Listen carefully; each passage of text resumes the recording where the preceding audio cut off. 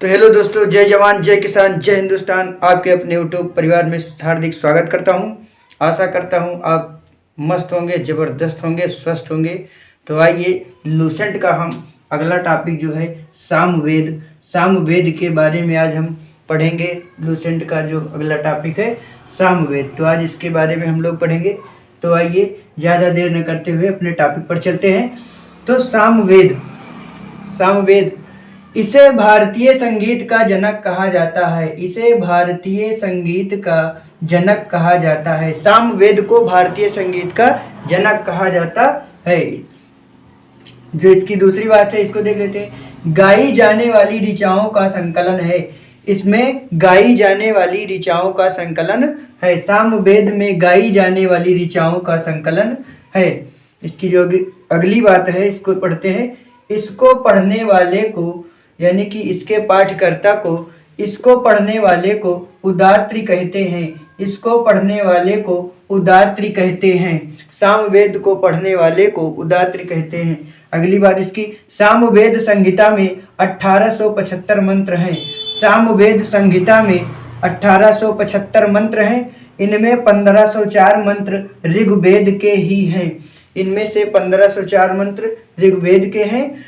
सामवेद संहिता में 1875 मंत्र हैं। इनमें 1504 ऋग्वेद के मंत्र हैं। आइए अगली बात जो इसकी है, सामवेद संहिता के दो भाग हैं। सामवेद जो संहिता है उसके दो भाग हैं। पहला भाग है आर्चिक और दूसरा भाग है गान। दूसरा जो टॉपिक है इसका देख लेते हैं। इसे गीत का योग कहा जाता है। इसे गीत का योग भी कहा जाता है। सामवेद को गीत का योग कहा जाता है, गीत की पुस्तक कहा जाता है और मंत्रों का वेद कहा जाता है। सामवेद को क्या क्या, गीत का योग, गीत की पुस्तक, मंत्रों का वेद भी कहा जाता है। आइए इसका जो लास्ट टॉपिक है उसको देखिए। इसे धुनों और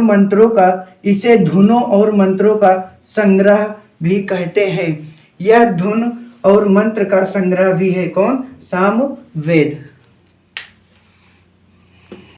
तो आइए अगला वेद हम अथर्ववेद पढ़ते हैं।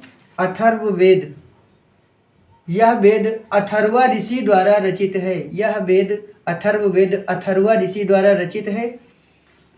अगली बात जो इसकी है, इसमें कुल 731 मंत्र हैं। इसमें कुल 731 मंत्र हैं। 6000 पद्य हैं। अथर्ववेद में 6000 पद्य हैं। अगली जो बात इसकी है, अथर्ववेद कन्याओं के जन्म की निंदा करता है। अथर्ववेद कन्याओं के जन्म की निंदा करता है। अगली बात जो इसकी है, इसमें रोग निवारण औषधि अनुसंधान का वर्णन भी मिलता है। इसमें रोग निवारण औषधि अनुसंधान का वर्णन भी मिलता है। अगली जो बात है इसकी, मानव जीवन से जुड़े सभी पक्षों का विवरण अथर्ववेद में मिलता है। मानव जीवन से जुड़े सभी पक्षों का विवरण अथर्ववेद में मिलता है। अगली बात इसकी, तंत्र मंत्र, जादू टोना, वशीकरण, स्तुति आदि का वर्णन भी इस वेद में मिलता है। अथर्ववेद में तंत्र मंत्र, जादू टोना, वशीकरण, स्तुति आदि का वर्णन भी मिलता है। अगली जो बात है इसकी, कुरु देश का अच्छा चित्रण मिलता है। यानी कुरु देश की समृद्धि जो है उसका अच्छा चित्रण भी अथर्ववेद में मिलता है। जो अगली बात है इसकी, मनुष्य के विचार तथा अंधविश्वासों का विवरण इसमें है। मनुष्य के विचार तथा अंधविश्वासों का भी विवरण अथर्ववेद में मिलता है। जो अगली बात इसकी है, पृथ्वी सूक्त इस वेद का प्रतिनिधि सूक्त माना जाता है। पृथ्वी सूक्त इस वेद का प्रतिनिधि सूक्त माना जाता है। अगली बात इसकी, इस वेद में परीक्षित को कुरुओं का राजा कहा गया। इस वेद में परीक्षित को कुरुओं का राजा कहा गया। तो आशा करते हैं आज का टॉपिक आपको पसंद आया है।